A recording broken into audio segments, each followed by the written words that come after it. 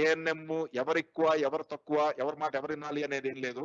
అక్కడ క్లియర్ గా CHO community health officer leader of the team, తర్వాత ANM ASHA workers members, Anganwadi teacher, అలాగే school head master, వీళ్ళందరూ కూడా టీమ్ లో మెంబర్స్.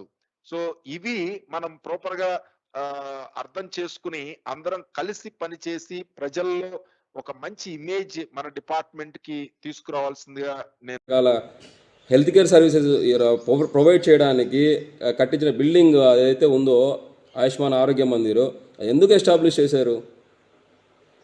ఆశమ్మ గారు లీవ్లో పోతే ఆశమ్మ గారు పనిచేయనికా, లేకపోతే ఏఎన్ఎం గారు లేకపోతే ఏఎన్ఎం పనిచేయనికా, పిఎస్సిలో ఎవరు ల్యాబ్ టెక్నీషియన్ కానీ ఫార్మసిస్ట్ కానీ స్టాఫ్ నర్స్ కానీ ఇతర ఏ క్యాడర్ లేకపోయినా సిహెచ్ఓ వచ్చినాడు కదా, సిహెచ్ఓ ఉన్నాడు కదా, లేదా ఎమ్మెల్యేస్పీ ఉన్నాడు కదా, వాళ్ళని వేసుకోండి. 108 కానీ ఇంకా 104 కానీ వాళ్ళు ఎవ్వరు రాకపోయినా సిస్టంలో ఎమ్మెల్యేస్పీ ఉన్నాడు, వాళ్ళు వాడుకోండి, వాళ్ళు చేస్తారు. వాళ్ళ జాబ్ చార్ట్లో ఉంది కదా, వాళ్ళు డిగ్రీ చేశారు కదా. ఇదే నా చెప్పేది.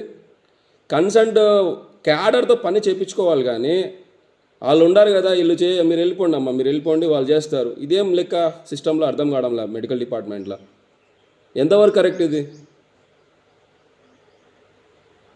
ఒక్కరు వచ్చినా, ఇద్దరు వచ్చినా, 3-4 పేషెంట్లు వచ్చినా ఇక్కడ మేము ఉండాలి. 12 రకాల సర్వీసెస్లో భాగంగా మేము 6 గంటలు సెంటర్లో కూర్చొని మిగతా 2 గంటల్లో ప్లాన్డ్గా ఫిక్స్డ్ డేస్లో బయటికి వెళ్ళాలి, ఫీల్డ్ వర్క్ చూసుకోవాలి. స్కూల్ కానీ అంగన్వాడీ కానీ ఇతర కార్యక్రమాలు ఏదైనా చూసుకోవాలి.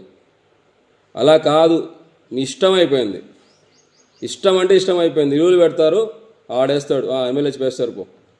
దీనికి వంక ఏంటంటే మళ్ళీ మా మీదకే మాకు రాదు అని మళ్ళీ ప్రచారం చేస్తూ ఉన్నారు.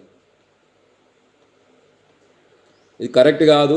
అంత లెవెల్లో ఉన్న ఆఫీసర్స్ ఇలా మాట్లాడడం తగదు అసలు. ఎవరి జాబ్ చార్ట్ను వాళ్ళ జాబ్ చార్ట్కు చేపించాలి కానీ బలవంతంగా చేపించడం కరెక్ట్ కాదు అసలు. ముందు వాళ్ళకి ఎందుకు లీవ్ ఇస్తున్నారు?